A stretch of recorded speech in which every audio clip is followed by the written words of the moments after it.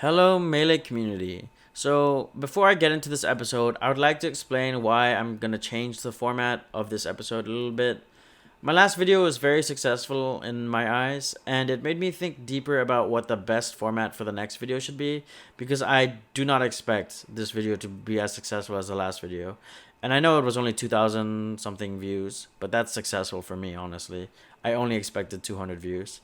So, I had a couple of ideas, but I'm going to be experimenting with different styles of how I present each episode for now, and we'll just see how it goes. So, today marks the fourth week in my journey to reach top 100 in Melee. So far, it's still pretty early in my journey, and I'm feeling really good, especially because of the support system that I have in place. Not only do other Filipinos support me in my journey, but I also have friends all around Asia, like the Middle East, and even players in Japan. They're also supporting me and they are helping me improve, get practice, and analyze.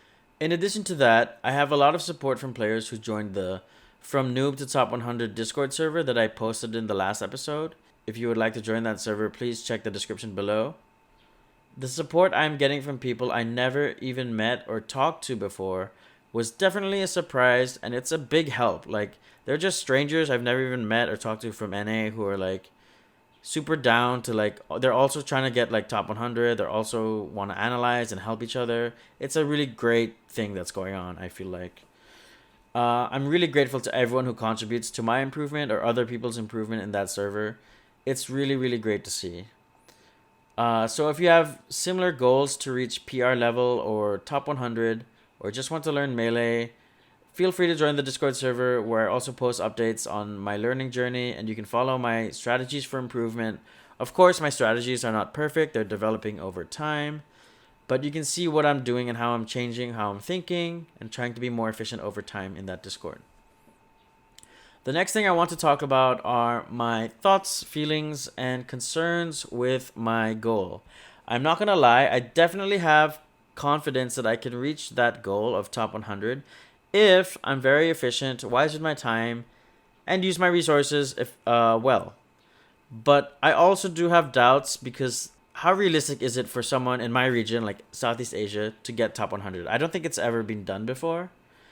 And it seems like I won't be getting the best practice compared to other top 100 players. I know I can mitigate this issue by analyzing more and analyzing top players, trying to understand and emulate what they do and why they're and their options that they pick. But obviously, I will have some doubt until I'm able to compete in NA and see improvement in my results. I feel like I am on a good track, but as time goes on, I know my improvement will eventually plateau at some point or have some humps.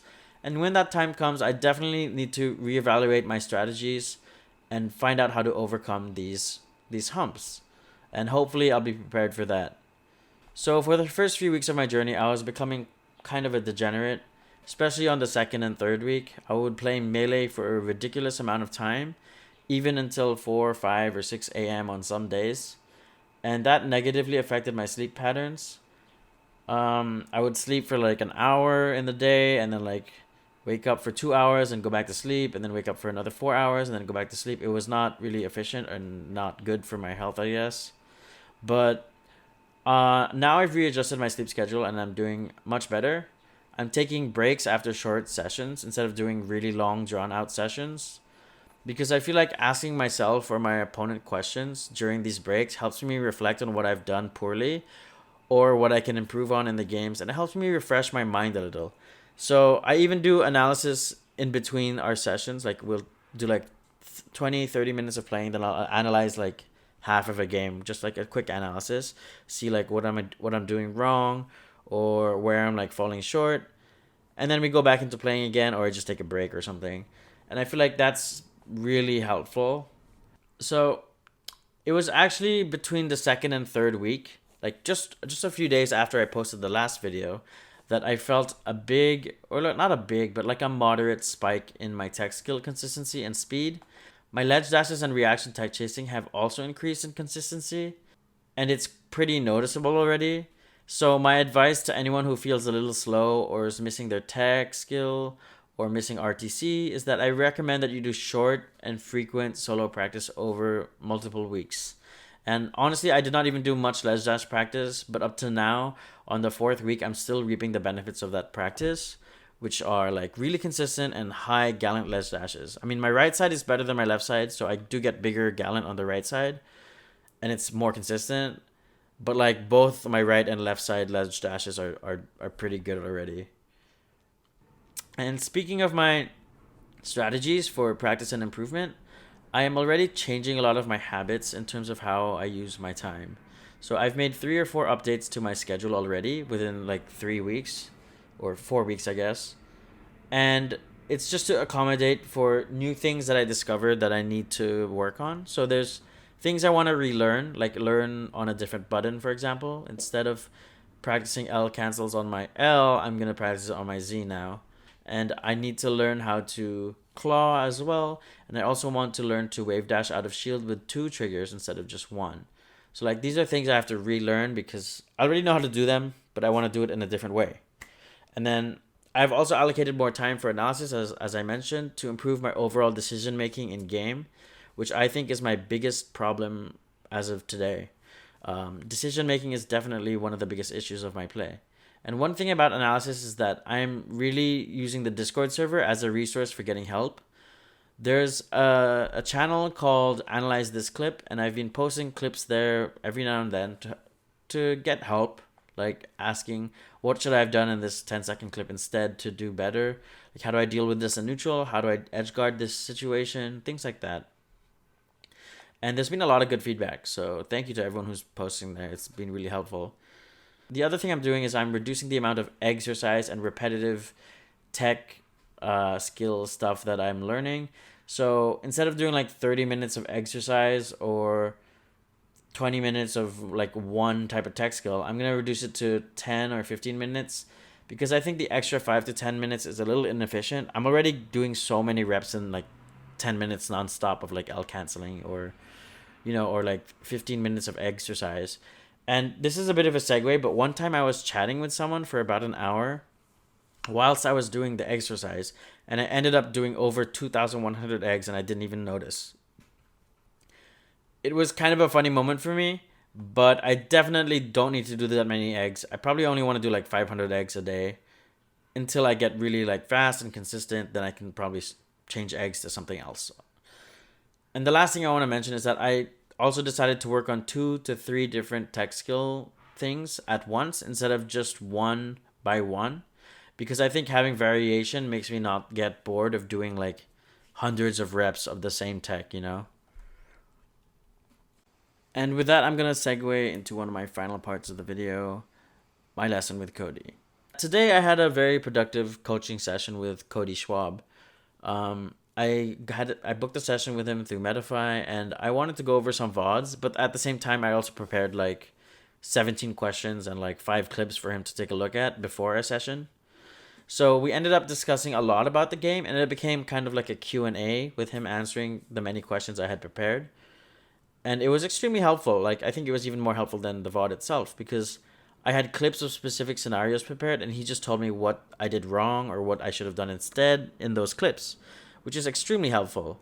And I've also documented all of that and will document future sessions with Cody and my other coaches, as well as the VODs in the Discord too.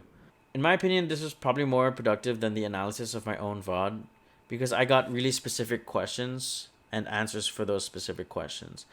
And I could probably do a decent job of analyzing my replays on my own at this point because there are big glaring holes in my gameplay still, and they're still easily solvable or they're more obvious.